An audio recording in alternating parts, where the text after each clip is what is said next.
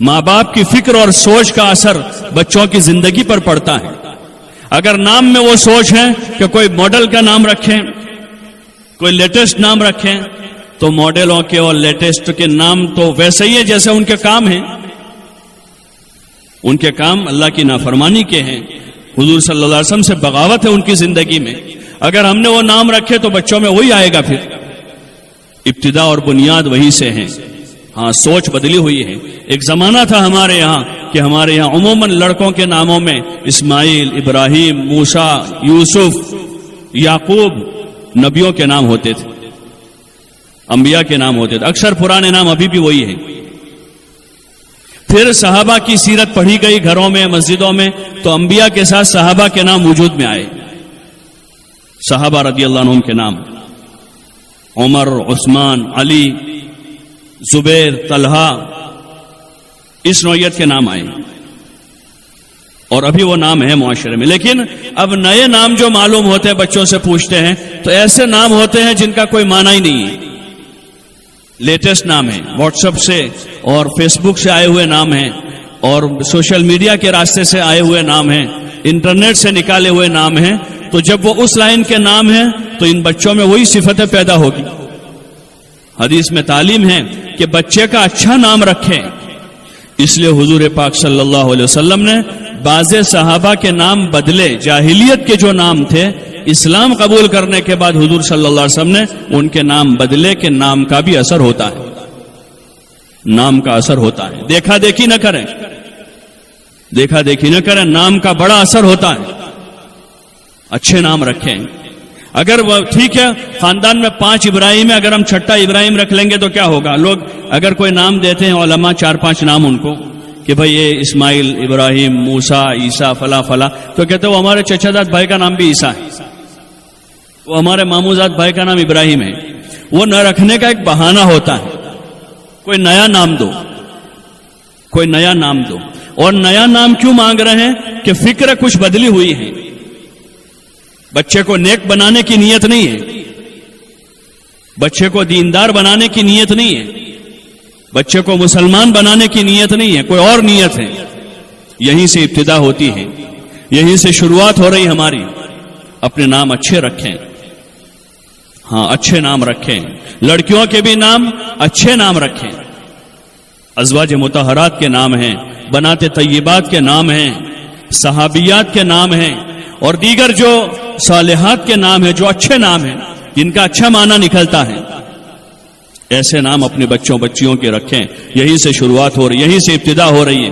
اور اس سے آگے جاویں تھوڑا سا, پیدائش سے پہلے کہ جن مراحل سے عورتیں بچیاں گزر رہی ہیں حمل کے ایام میں, حمل کے ایام میں, تو ان ایام میں باوضو رہیں, کلام پاک کی کثرت سے تلاوت کریں, حضور پاک صلی اللہ علیہ وسلم پر درود بھیجیں, پردے کے ساتھ رہیں, حیا کے ساتھ رہیں, حیا کے ساتھ رہیں. حیا زیور ہے عورت کا. عورت جو ہے سونے چاندی کے زیوروں سے نہیں سجتی ہے, اس سے تو آوارہ دکھتی ہے. زیور پہن کر باہر نکل رہی ہے تو کیا یہ کوئی کمال کی چیز ہے؟ یہ تو آوارہ عورتوں کا طریقہ ہے, یہ تو اللہ کی نافرمان بندیوں کا طریقہ ہے. یہ اللہ کی فرما بردار اور بندیوں کا راستہ نہیں. حیا کے ساتھ رہیں, اپنے گھر میں رہیں, پردے کے ساتھ رہیں, تاکہ پیٹ میں جو بچہ ہے اس پر اچھے اثرات منتقل ہوں. ماں کے اثرات بچوں میں جاتے ہیں, اچھے اثرات ہوں. ان ایام میں زیادہ زیادہ پردہ کریں کہ پیٹ میں حمل ہے, اس بچے پر برے اثرات ہوں گے. سنگیت سننے سے بچیں, زیادہ قرآن پڑھیں, قرآن کی تلاوت کثرت سے کریں, درود شریف پڑھیں, اللہ کا ذکر کریں, گھر کے ماحول میں رہیں. اور مجبوری کے درجے میں کسی مرد ڈاکٹر کے پاس جانے کی عورت کو اتنی گنجائش ہے جتنی ضرورت ہوتی ہے, چاہے سر میں درد ہو کہ پیٹ میں درد ہو. مرد ڈاکٹر کے پاس عورت کو جانے کی شریعت نے اتنی اجازت دی ہے کہ بہت مجبوری ہے, کوئی عورت ڈاکٹر نہیں ہے, کوئی لیڈی ڈاکٹر نہیں ہے, تو مرد کے پاس وہ جا سکتی ہے اور بقدر ضرورت اس سے بات کر سکتی ہے. بقدر ضرورت اپنا جسم کا کوئی حصہ اگر اس کو دکھانے کی ضرورت ہے تو اس کو وہ دکھا سکتی ہے. باقی بلا ضرورت بلا وجہ مرد اور پھر غیر مسلموں کے پاس ان ایام میں ہماری اتنی سالہ تاریخ میں ہماری قوم کی عورتیں ڈاکٹروں کے پاس نہیں جاتی تھی. اکثر محلوں میں دایا تھی, انہی کے ذریعے سے ولادت ہو جاتی تھی, انہی کے ذریعے سے ہوتی تھی. مجھے خوب یاد ہے ہماری دادی یہ اس کا کام کرتی تھی, تو سارے جہاں جاتی تھی وہاں اکثر ولادت ہو ہی جاتی تھی, اکثر ہو جاتی. اور ابھی تک اللہ کا فضل ہے کہ ہمارے یہاں گھر میں ہم 10 بھائی بہن ہیں, ہم بھائی بہنوں کے جتنے بچے ہیں تقریباً سارے کو سب کی ولادت گھر میں ہوئی ابھی تک بھی. وہ تو ایک ذہنی مرض ہے, ایک ذہنی بیماری ہے. یہ اللہ پاک نے سارا ایک نظام بنایا ہے. اتنے سارے جانور جنگل میں ہیں جو صدیوں سے نظام چلا رہا ہے. بعض لوگ الٹا فلسفہ سمجھاتے ہیں, اصل میں آج کل یہ ہو گیا ہے, وہ ہو گیا ہے, خوراک اچھی نہیں رہی ہے, یہ نہیں ہوا, وہ نہیں ہوا, اس لیے ضرورت پڑتی ہے, یہ ہوتا ہے. یہ سارا عقلی فلسفہ ہے, باقی اس کی کوئی حقیقت نہیں ہے. آج بھی جنگلوں میں رہنے والے جتنے دیہاتی لوگ ہیں ان کے 95% ولادتیں وہیں ہو جاتی ہیں, ان کے گھروں میں ہو جاتی ہیں. ہاں, ایک کریز بنا ہے بس, اور دیکھا دیکھی ہے کہ اگر نہیں لے جائیں گے تو وہ لڑکی والوں کے ذمہ پہلی ڈلیوری ہوتی ہے, وہ اگر نہیں لے جائیں گے تو وہ لوگ کہیں گے کہ دواخانے نہیں لے گئے اور کچھ ہو گیا. کچھ نہیں ہوگا, وہی ہوگا جو اللہ چاہے گا. دواخانے میں جا کر بھی وہی ہونے والا ہے جو اس سے پہلے ہونے والا ہے. ہاں, کوئی ایسی ایمرجنسی ہو گئی, بالکل مجبوری ہو گئی, وہ پھر مجبوری ہے. باقی خواہ کا یہ رواج نہ بناویں, بلکہ اپنے گھر میں ایسی جو ماہر عورتیں ہیں ان عورتوں سے صلاح مشورہ کر لیں, ان سے صلاح مشورہ کریں. اللہ نے نظام بنایا ہے جو اللہ اپنی قدرت سے ایک ناپاک نطفے کو ماں کے رحم میں ٹھہرا کر ایک بچے کو وجود دے کر 4 مہینے کے بعد اس بچے میں جان پڑ جاتی ہے. 4 مہینے کے بعد دوسرے 5 مہینے اس بچے کو نہ ماں کا کوئی دخل ہے, نہ باپ کا کوئی دخل ہے, نہ ڈاکٹر کا کوئی دخل ہے, نہ دادی کا کوئی دخل ہے, نہ نانی کا کوئی دخل ہے. اللہ اپنی قدرت کاملہ سے اس بچے کی اندر دوسرے 5 مہینے پرورش کرتا ہے. وہی اللہ اس بچے کو دنیا میں آنے کا انتظام کرے گا. اس کے لیے صدقہ دیا جاوے, اس کی آسانی کے لیے صدقہ دیں, اس کی آسانی کے لیے دعائیں مانگیں.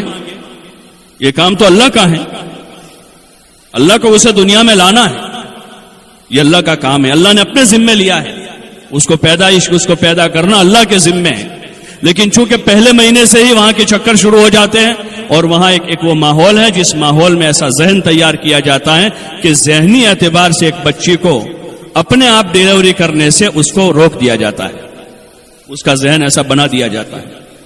اور یہ میں نہیں کہہ رہا ہوں بلکہ ہمارے مسلمان بعض دیندار ڈاکٹر جو ہائی کوالیفائڈ ہے, بہت زیادہ پڑھے لکھے, وہ یہ کہہ رہے ہیں, جو اس لائن کے ماہرین ہیں, یہیں سے ابتدا ہوتی ہے. ہاں, زیادہ ڈاکٹروں کے پاس جانے سے بچاوے اپنے آپ, گھر میں علاج کریں. علاج جو ہے علاج سنت ہے, سنت کے درجے کا علاج کر لے, باقی دعا مانگے, صدقہ دیں. اسی کے پیچھے پڑ گئے کہ ہر مہینہ ہوا پھر سونوگرافی کراویں, پھر مہینہ ہوا پھر سونوگرافی ہو رہی ہے. وہ تو اللہ کا, اس اندر کا نظام تو اللہ نے بنایا ہے. ابھی ہم مکلف ہی نہیں کہ ہم اندر دیکھیں کہ کیا ہو رہا ہے, وہ تو اس کا کام ہے. ہم اس کی قدرت میں دخل گیری کر رہے ہیں, پھر اللہ الجھا دیتا ہے, پھر کام بگاڑ دیتا ہے. حدیث میں آتا ہے جب میرے بندے میرے علاوہ کے پاس جاتے ہیں میں ان کو ان کے شریکوں کے حوالے کر دیتا ہوں, اللہ کی مدد وہاں سے ہٹ جاتی ہے. اس لیے وہیں سے پرہیز شروع کریں, گھر کے ماحول میں رہے. ہاں, پرانی ماہر عورتوں سے مشورہ کرتے رہیں اور کوشش کریں کہ بچوں کی ولادت گھر میں ہو, گھر کے ماحول میں ہو, حیا کے ساتھ ہو. کہ ایک جوان لڑکی 18 سال 20 سال کی وہاں ڈاکٹر کے پاس سامنے اپنی ولادت کروا رہی ہے, نہ ماں باپ کو شرم آ رہی ہے, نہ اس کے شوہر کو شرم آ رہی اس پر کہ جا کر اپنا پورا سطر کھول رہی ڈاکٹر کے سامنے. کتنی شرم کی چیز ہے, یعنی حیا مر چکی ہے, حیا کا جنازہ نکلا ہوا ہے. ہاں, بدرجہ مجبوری کوئی ایسا ہزاروں میں کوئی ایک کیس بن گیا جس میں مجبوری ہو گئی. اب ایسا مسلمان کوئی ڈاکٹر تلاش کیا جائے, شہر میں نہیں تو کہیں اور جایا جائے گا, کہ کوئی ایسا معمر, سنجیدہ اور دیندار حیا والا کوئی ایسا ڈاکٹر ہو جو کام اپنی نرسوں سے کروا لے اور ان کی رہبری کر لے. اور اس طرح سے کوئی ہزاروں میں ایک کیس ہو جاوے تو یہ ہو سکتا ہے. باقی شاید اگر ہم اس کو رجوع کریں گے علماء کی طرف تو کوئی اجازت نہیں دے گا اس کی. ایسے نارمل حالات میں کسی مرد کے پاس جانے کی علماء اجازت نہیں دے سکتے. اس لیے کوشش کریں کہ یہیں سے ہمارا فساد شروع ہوا ہے، وہیں سے بے حیائی کی عادت ہو گئی اب کہ اپنا سطر کہیں بھی جا کے کھول لیں۔ ہاں کوشش کریں، اس کی کوشش کریں۔ اور جو پرانی عورتیں اس مجمع میں بہت سی ہوگی وہ کہ جو اس لائن کا تھوڑا بہت کام جانتی ہیں، وہ دوسری عورتوں کو تیار کریں اور زچاؤں کو ہمت دلاویں۔ جو حمل والی بچیاں ہیں ان کو ہمت دلاویں تاکہ وہ یہ رخ نہ اختیار کریں، اپنے گھر میں رہیں، ان ایام میں اعمال کی پابندی کریں، ولادت ہو بچوں کا اچھا نام رکھیں، یہ تعلیم ہے۔ بچہ بولنا شروع کریں، سب سے پہلے اللہ کا نام سکھاویں، پیدا ہو جاوے اللہ کا نام اس کے کان میں کہا جاوے، یہ تعلیمات ہے ہمارے مذہب کی۔ بچے کو بچپن سے ہی پاک صاف رکھیں، کہ بچے کو ابھی سے پاکی کی عادت ڈالیں کہ بچوں کو پاک صاف رکھیں، گھر کو پاک رکھیں۔ حضور علیہ الصلوۃ والسلام کے معاشرے کی بنیادیں جو ہیں اس میں بنیادی 3 چیزیں ہیں، ایک تو پاکی ہے، دوسرا حیا ہے، اور تیسرا سادگی ہے۔